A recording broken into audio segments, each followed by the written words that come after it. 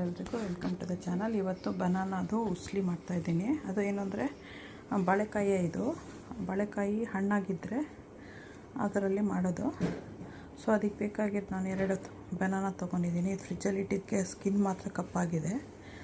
ಅರಿಶಿನ, ಉಪ್ಪು, ಕರಿಬೇವಿನ ಸೊಪ್ಪು, ಹಸಿಮೆಣಸಿನ್ಕಾಯಿ, ಒಣಮೆಣಸಿನ್ಕಾಯಿ, ಸಾಸಿವೆ, ಜೀರಿಗೆ, ತೆಂಗಿನಕಾಯಿ, ಕೊತ್ತಂಬರಿ ಸೊಪ್ಪು, ಒಂದು ಸ್ವಲ್ಪ ಎಣ್ಣೆ.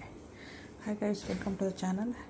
I am doing raw banana, but it's ripe now. The raw banana itself, after ripening we'll do this one.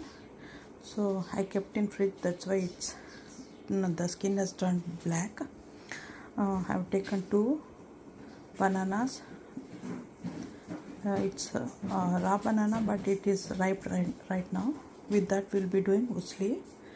I have taken salt, turmeric, curry leaves, green chili, red chili dry, mustard seeds, cumin seeds, cilantro, coriander, and some coconut and some oil.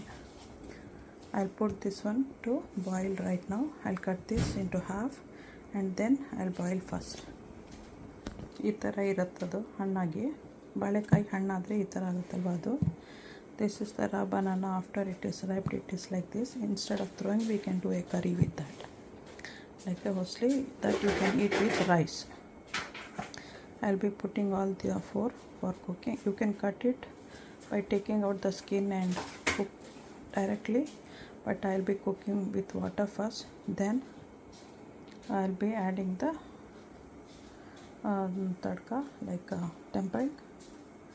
So first ನೀವು cut ಮಾಡಿಬಿಟ್ಟು ಮಾಡ್ಕೋಬೋದು ಹಿಂಗೇ, skin ತೆಗ್ದು.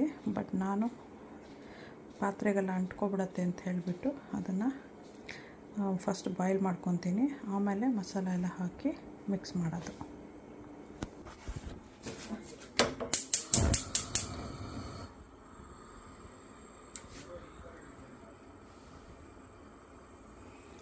Now we'll boil this one until it is cooked, then we'll take out the skin.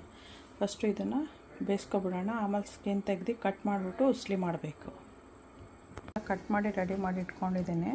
I just cutted and kept ready. So immediately after the raw banana is cook will be doing everything. ಈಗ ಎಣ್ಣೆ ಹಾಕಿದ್ದೀನಿ, ಪಾತ್ರೆ ಹಿಟ್ಟಾಗಿದೆ. ಸಾಸಿವೆ ಹಾಕ್ತಾಯಿದ್ದೀನಿ, ಜೀರಿಗೆ ಒಂದು ಸ್ವಲ್ಪ,